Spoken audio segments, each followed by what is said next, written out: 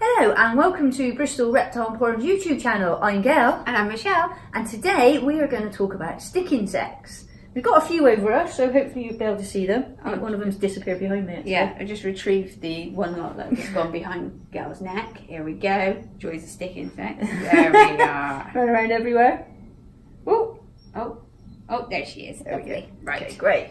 So let's start off with, what have we got here? What we have here is a selection of stick insects. So the reason why I've got so many different species out is to really indicate the variety that is available to be kept. And they're a great species for people who are interested in inverts but don't really know where they want to start, if that makes sense. Mm-hmm. Yeah, so you can see we've got quite a lot here. So we're going to give a general overview as there are so many different types, aren't there? Yeah, very much so. I mean, for example, all of these guys come from different areas. So it just gives you an indication of the variety that's available. So it's a case of the world's your oyster when it comes to stick insects. They come in loads of different shapes, loads of different sizes. Okay, so start off, what's the general lifespan of these?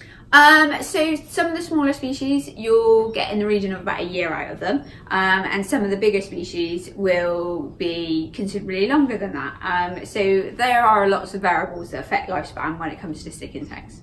Okay, and I guess the size, as you can see, varies massively as well. Yeah, so obviously you've got traditional in the UK, what most people perceive as a stick insect, things like the Indian stick insects, which are these guys on Gail's hand here. And then, yeah, we vary right the way through the giant thornies, the maclays and the black beauties. Great. And that is only a small selection. Don't think that this is all there is when it comes to stick insects. There are thousands of different species of stick insects. Right, okay.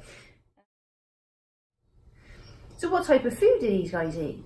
So there's loads of variation of the natural plants that we can find, and some of them can be found in our gardens and hedgerows, things like that.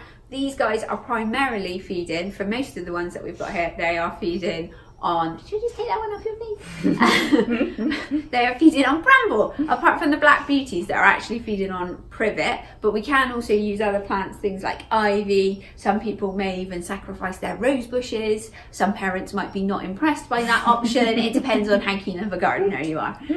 Great.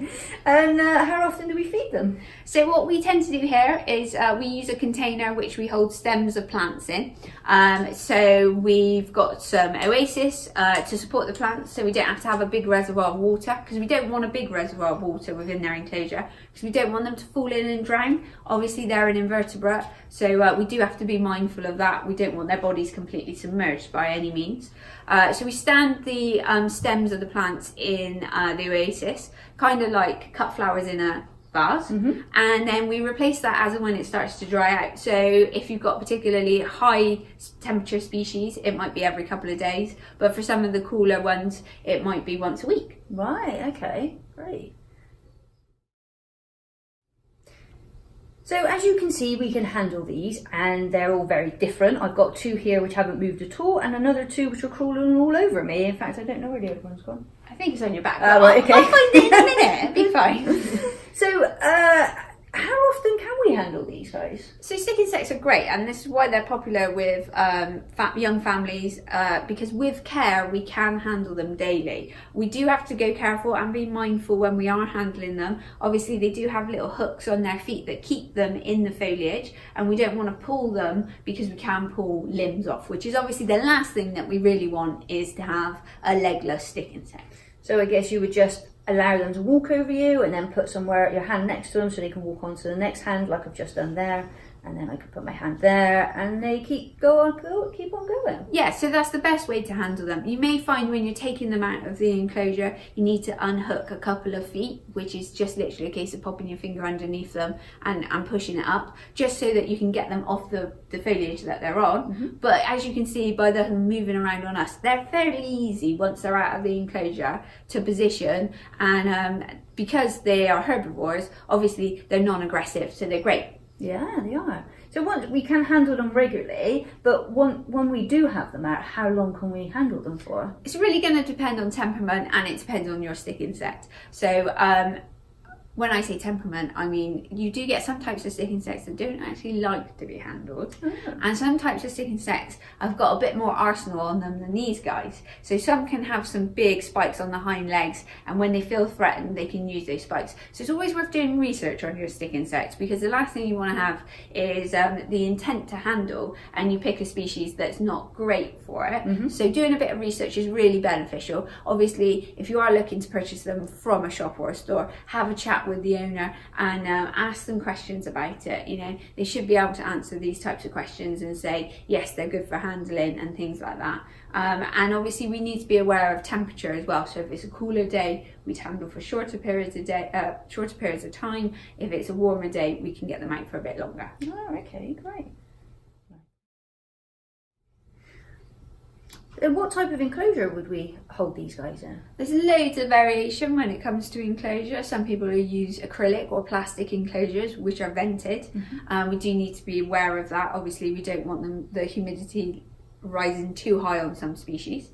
And then there's also the option with glass enclosures. There's some really good sizes of glass enclosures which are well vented now, which makes these guys super easy to keep. Right, and do we provide any light for them?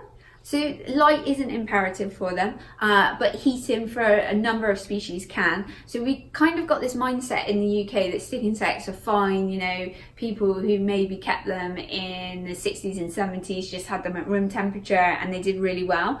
For some species, if you've got a high room temperature, they will cope without too much of a problem. But it really does depend on the individual species. So obviously something like the Macleays here, which is an Australian species, the temperature parameter is going to be slightly different, so we need to check that information per species and make sure that we are falling within the right region, and we may need to use a small heat mat attached to a thermostat just to regulate the temperature so they don't get too cold during the winter months, especially when our central heating is not on in the UK. The temperatures can drop quite cool in some people's houses, and we need to be aware of that. So when you're looking at your species, be mindful of the sort of household temperature that you maintain, and as I say, a small heating equipment may be necessary to keep them active and healthy throughout the year. Right, okay.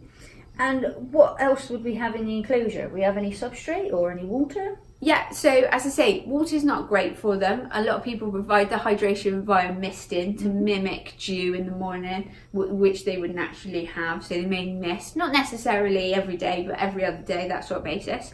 It enables them to drink if they want to.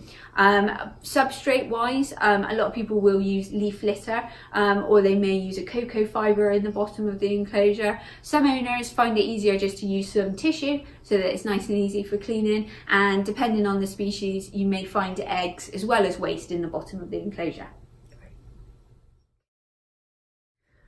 Is there anything else that we need to know about stick insects?